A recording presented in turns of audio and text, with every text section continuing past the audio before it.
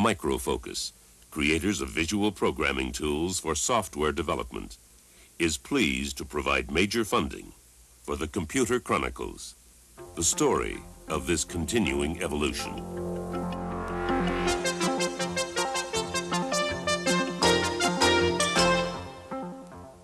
Welcome to the Computer Chronicles. I'm Stuart Chaffee, and this is Herb Lechner sitting in this week for Gary Kildall. Herb, what I'm working on right now is a business applications program called Lotus 123. It's one of the more popular business application packages right now. The 123 stands for the three basic functions which are more or less integrated in here: database management, spreadsheet analysis, and graphics. What I have up right now is the spreadsheet analysis part of the program. I just transferred a file out of my database manager, put it into the spreadsheet analysis, just sorted it out to list these hypothetical offices of our hypothetical business here. And what I can do now, if I want to see a graphic representation of these particular figures, which are quarterly sales figures by office, I can just, with one or two keystrokes, turn that into a pretty impressive demonstration. Our subject today is business applications, Herb, and the first thing I wanted to ask to get going is lots of businesses are making that transition into the use of computers to solve business problems. In some cases, it seems to work out very well. Frankly, in other cases, people aren't so happy with this process. What makes the difference between succeeding and failing in using a computer in your business? Well, Stuart, in 1983, Time elected a Computer Man of the Year, and yet I haven't seen any boards of directors putting computers in as presidents of companies. And I really think that the difference between success and failure in the use of computers, as in any business tool, lies in the hands and the skill of the person using it, their ability to select, to use, apply this tool to accomplish their business needs. Okay, we're going to be meeting an executive from Computerland. We'll meet a computer expert from Stanford University, and we'll hear firsthand what IBM is doing to help solve the business problems that companies have. First, let's go out inside and see how computers are being used now in business. Integrating computers into the workplace evolved from the basic need and curse of almost every office: producing, manipulating, and storing written information. Like the original number-crunching computers used in science and mathematics, business automation systems are paper crunchers and time crunchers, squeezing ledgers and files onto disks and opening flexible communication lines of enormous capacity. There is no shortage of predictions about what the impact of automation will be on traditional workplaces, but one trend is certain: offices are being redesigned to accommodate a new level of information gathering and distribution. In glossy magazines that promise paper-free offices, personal computer terminals are ubiquitous. Just as business software becomes more integrated, hardware is becoming a more integral part of desks, counters, and even briefcases, absorbing more and more of the traditional desktop tools. In some of the latest designs, communication and data manipulation are combined into one small module, bringing together telephone, word processors, spreadsheets, files, and electronic mail. Digital voice storage is incorporated in an effort to make the system more executive and clerical friendly. Kevin, I'll be sending you the one-pager advertising the system. Computers are suited for more than just front office use, but the computerized desk is an example of automation applied to streamline the most time-consuming tasks. Paperwork and phone calls are estimated to make up as much as 75% of office activity.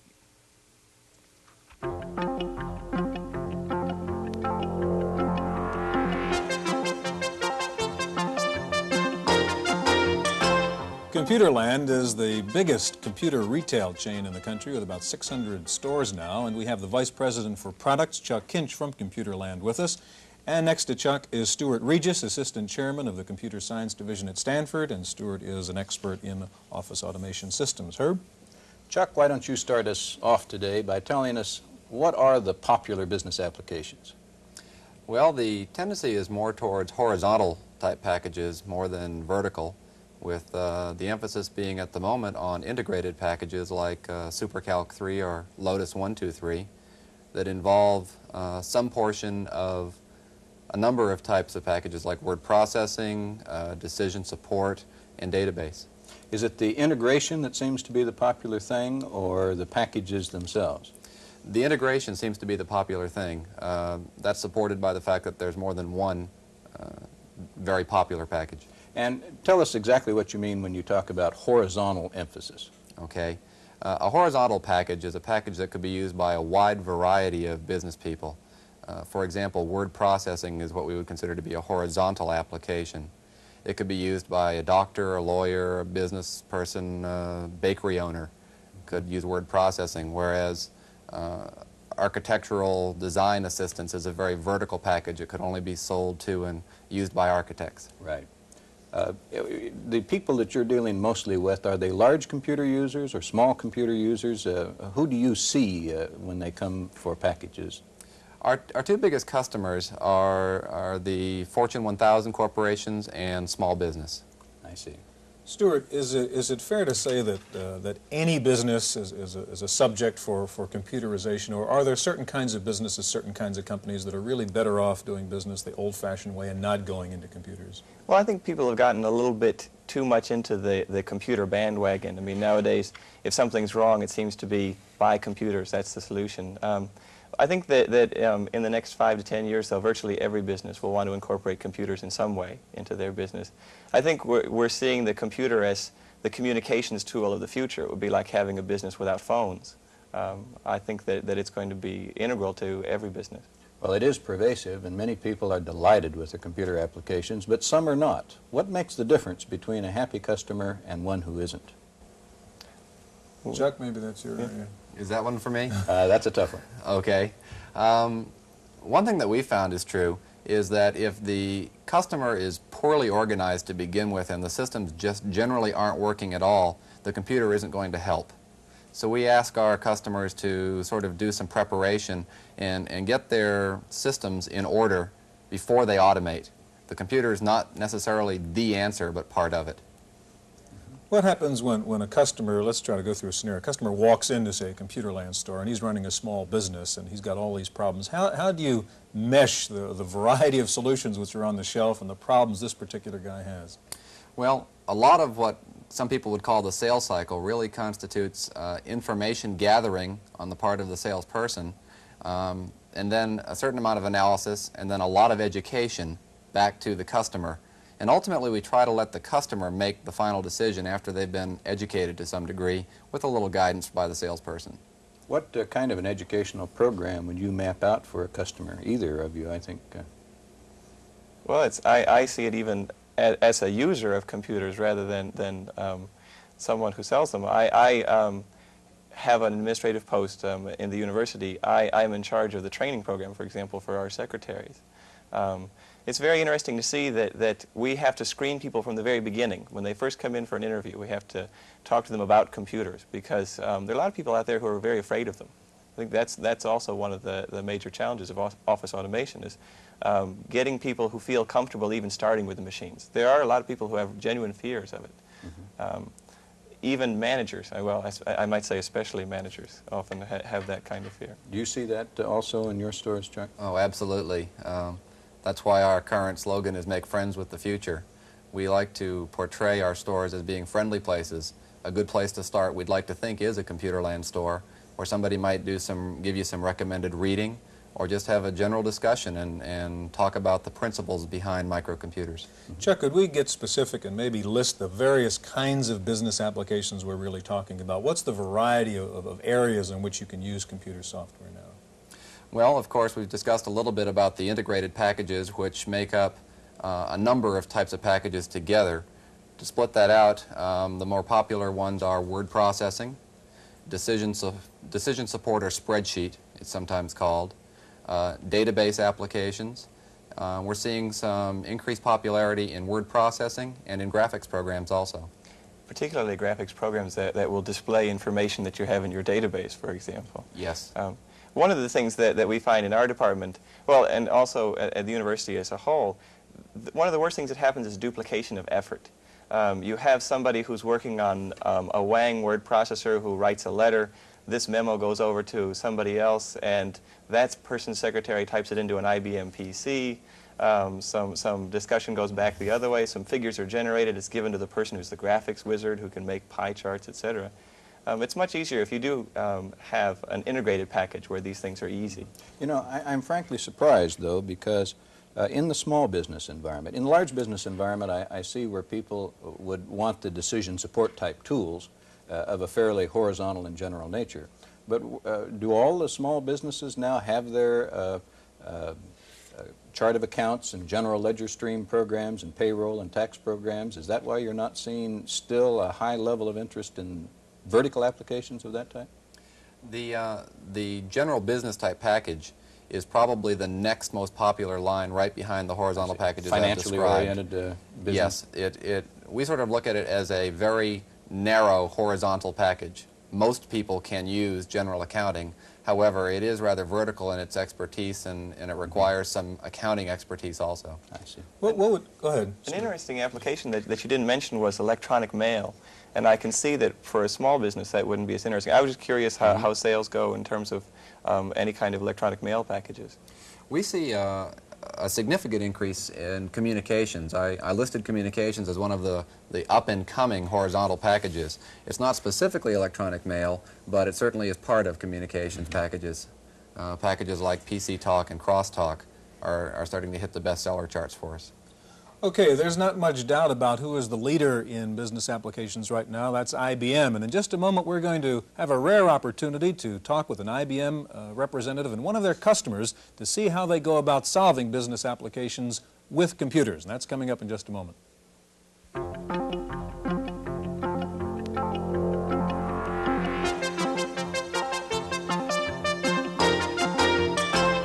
Joining us now is Bill Blackmer. Bill is the manager for productivity systems at Levi Strauss here in San Francisco. And next to Bill is Dan Carroll. Dan is a regional marketing representative with IBM and a specialist in office systems. Now, Bill, I want to start with you. Levi is a large corporation. How do you go through the process of recognizing that you have a problem and then figuring out how you're going to use a computer to solve that problem? We had a problem where we recognized that office systems, or the office environment, the headquarters type environment at Levi Strauss, was probably the last area where we have thrown computers, where we have thrown data processing, where we have thrown technology in there in an effort to make people more productive. We've obviously done it in our warehouse environment, time and motion studies, and also in our distribution center environment. That combined with the fact that our corporation and even the marketing environment that we work in requires us to make more efficient use of our time and to get information to our senior executives more quickly, that we had to look at office systems as something that needed some serious study. So that's how we basically got involved in office systems in the early days. Are there some basic criteria you established up front as to what this system had to do? Yeah, we kind of looked at it as a three-tiered approach. There was one thing that Levi's has a little saying that says that Levi's is people. Office systems, office automation is a scary term to a lot of people, so it became very important to put these people at ease and to make them own the process.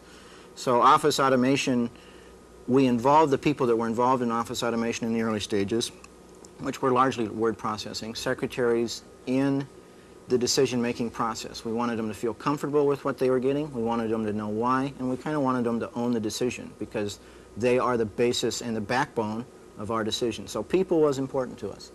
The second thing was integration. We needed an environment where our secretaries and our middle managers in Dallas could talk to New York, could talk to London, whatever our cases, or whatever the case might be that you'd want to get into.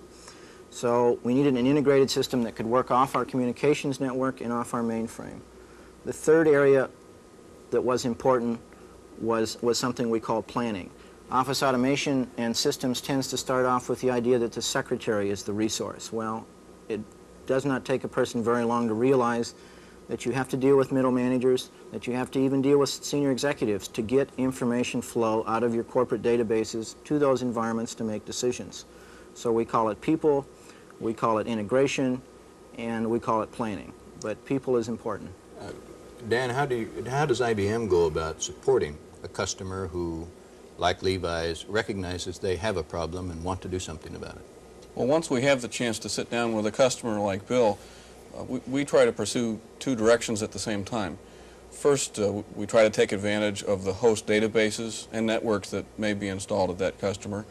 And then secondly, because each customer at the end user level in the office tends to be different, we try to understand the proportions of 6 types of workers that are typically found in a white-collar workforce in our customers. Those types are the manager or the business professional, the data processing professional, the engineering or scientific professional, an office or text worker, a commercial worker, somebody who might be involved with a cash register or other information gathering equipment, and finally the production worker, the folks that we all know and love in the factory, who may be operating machines which can collect information for the database.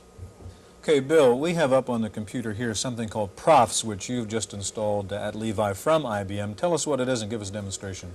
PROF stands for Professional Office System. What it is a beginning of an office systems plan, and this is basically a small part of it, which allows you to schedule appointments, set up the beginnings of electronic mail, just a little personal communications between your people where you don't spend a lot of time in telephone tag or writing messages and things, to take the power of the computer and make it do a little bit more. Okay, show us, for example, how using Profs you would schedule a meeting between yourself and somebody else at your company. Okay, real quickly, obviously what we have up here on the screen is on the left side is an identification for a specific key called PF1 through 5 here and what it does. This is a menu specifically customized to Levi's. We know our environment best, and that was the nice thing about the packages. We could get as specific for our environment as we want to. So we want to schedule an appointment here. So we hit PF1, which says, I want you to go out there and pull in that part of the system that calls for scheduling appointments. Here it comes back. I happen to be the one logged on, so it's looking for me. It's telling me today. And like I said, and this gives us a series of options to deal with scheduling. So you want to schedule a meeting. So let's hit what it calls there, which is the PF7 key. And once again, now it's going out here and loading this thing in. Just as an example, let's schedule a meeting for Monday, sometime on Monday, for, what would you like, 2 hours? 2 hours? Let's 2 hours? do a 2-hour block. Let's get me involved in this meeting this time. So we'll try to set up a meeting between you and somebody else at Levi. Right. A lady that needs no introduction at Levi's. And what's happening now? All right, what it's now doing is it's going out there and looking in my schedule and Bonnie's schedule for Monday and finding out if there's an open 2-hour period. So, you know, if we have 800 schedules out there, it's looking for our 2 specific ones and coming back with a note. And what does it tell you? Well, this note is telling us that it could not find a meeting time to match these requirements on this day for Bonnie and I. Okay, so you didn't have a 2-hour block, or she didn't have a 2-hour block free? That's correct. In this case, we know that I don't have a 2-hour block free. Okay, now let's try to schedule, say, a shorter meeting, see if it could find a shorter period of time for you two to get together. Sure.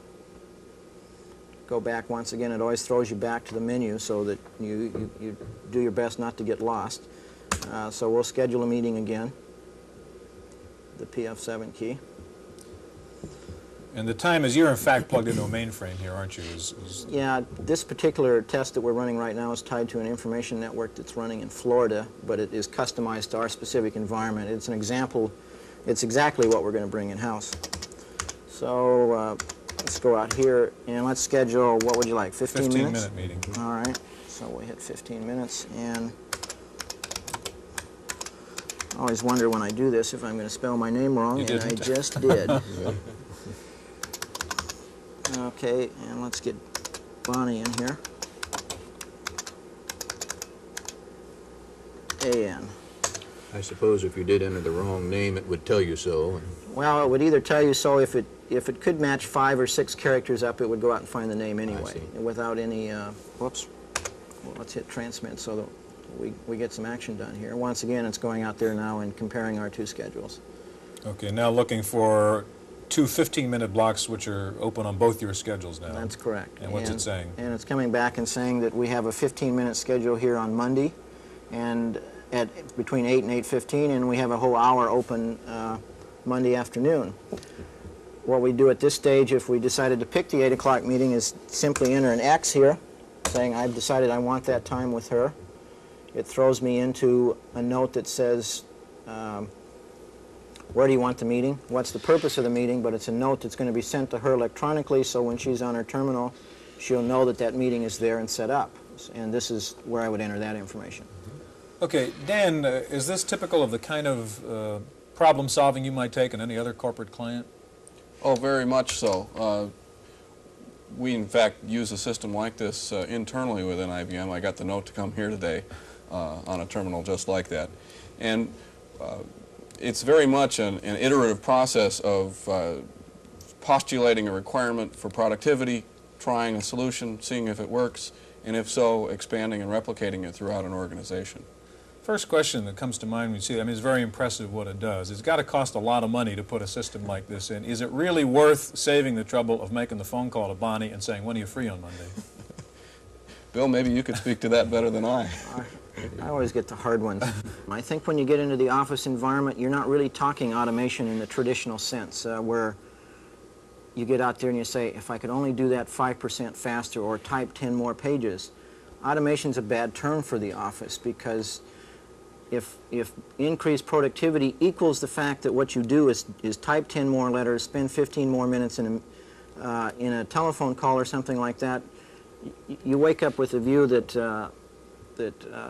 I know a 4-year-old who was in a truly automated office and asked, what do you do? What does your father do? He said, well, he types and he looks in files and he does some things on the terminal. Well, sure, I do those things, but that's not really my job. So productivity means making your job easier to do business work, not office work. Gentlemen, we're out of time. Thanks very much for being here, and thank you for joining us on this edition of the Computer Chronicles.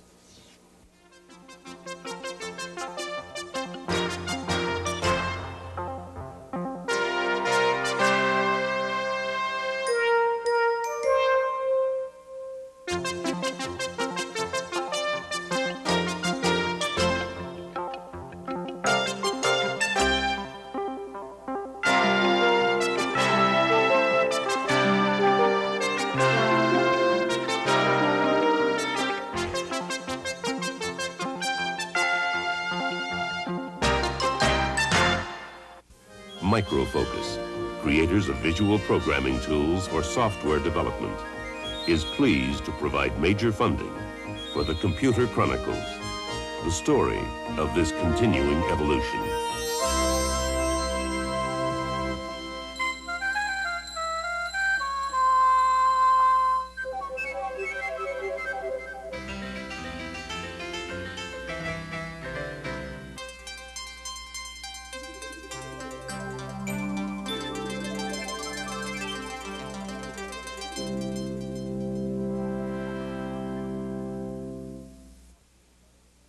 Random Access is made possible by a grant from Popular Computing, a McGraw-Hill magazine.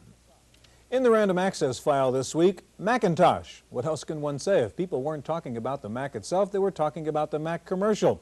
In any event, the long-awaited Macintosh is now on the market amidst an incredible amount of hoopla. Early reports from dealers indicate what is described as tremendous consumer response. Early readings from dealers also indicate some concern over Apple's plan to sell Macs to universities at nearly 60% off. The dealers fear an active cut-price secondary market, with students buying Macs for $1,000 and selling them at a profit and still undercutting dealers by about half. Apple Chairman Steve Jobs talked about the new Mac during its unveiling earlier this week. And what's so exciting about Macintosh is, while Lisa pioneered this amazing technology, this amazing software technology that makes this possible, with Macintosh we've been able to take that software technology and pull it down into a price range that's going to be affordable not just to the corporation, as Lisa is, but to the individual. The Mac is basically a mini Lisa with a 32-bit microprocessor, one built-in 3.5-inch microfloppy, a mouse, and a 9-inch black and white monitor. The retail price is $2,500, and most analysts are saying that the success of the Macintosh is critical to Apple's future. Most reviewers have given the Mac excellent marks. However, some say that the lack of color on the Mac may limit its appeal. Meanwhile, the Macintosh got a nice early boost when the accounting firm of Pete Marwick announced that it will buy 2,500 Macs to be carried around by its auditors for use in on-site audits. The move makes Pete Marwick the first major accounting firm to send its auditors out into the field with computers. The importance of Macintosh to Apple's future was emphasized this week as first quarter earnings reports started surfacing. Apple's net profit fell 75%. The reasons cited were slow Lisa sales, price cuts on the IIe, and heavy R&D costs related to the Macintosh. Digital Equipment reversed its drop and showed a 40% increase in earnings, by the way. and IBM reported earnings up nearly 25% during the last quarter. And a market research report released this week shows that IBM and IBM clones now have about 60% of the Office PC market. The report projected that IBM machines would have more than 70% of the market by 1989. Well, this was the week of the Macintosh. IBM reported the start of volume shipments of the PC Junior this week. However, there were questions as to what volume really meant, as IBM warned that supplies would be limited. There were rumors that IBM was having problems due to parts shortages, but IBM said absolutely not. Last week, IBM announced the availability of a Unix system for the IBM PC. Now, AT&T and Digital Research have announced a deal to jointly develop and distribute software based on AT&T's Unix operating system. Digital's president and CEO, by the way, is Gary Kildall, host of the Computer Chronicles. While Apple this week was singing the virtues of its new 32-bit Macintosh, giant Hewlett-Packard announced that it was dropping plans to market a 32-bit computer. HP said instead it will concentrate on a new breakthrough product for release in 1985. Gene Amdahl's Trilogy computer ran into problems this week as Trilogy announced a delay in shipments of its new supercomputer. There were reportedly problems with the first prototype chips. Trilogy is developing 2.5-inch square wafer chips that will replace as many as 100 conventional chips. Apparently, the prototype chip had problems with its metal coating, leading to shorting and overheating. Fairchild of Mountain View got slapped on the wrist this week as the Pentagon took Fairchild off its list of approved suppliers. The Defense Department said Fairchild had failed to comply with government-specified quality control standards. In the world of software, MicroPro of San Rafael announced this week that it will go public with an offering of 2.5 million shares in March. MicroPro is best known for WordStar. And a new report by a software publishers group says that software piracy in the United States is now costing the software industry $20 billion a year. Some estimates say that nearly 80% of the software in use is pirated. Finally, there was almost more interest this week in Apple's Macintosh commercial than there was in the computer itself. The $500,000 TV spot ran during last weekend's Super Bowl and caused quite a sensation. Some thinking it was absurd, some thinking it was fantastic. The popular analysis of the spot was that Apple was picturing IBM as Big Brother with Macintosh as the hero of the people. Well, we'll see. That's it for this week's Random Access. I'm Stuart Chaffee. Random Access is made possible by a grant from Popular Computing, a McGraw-Hill magazine.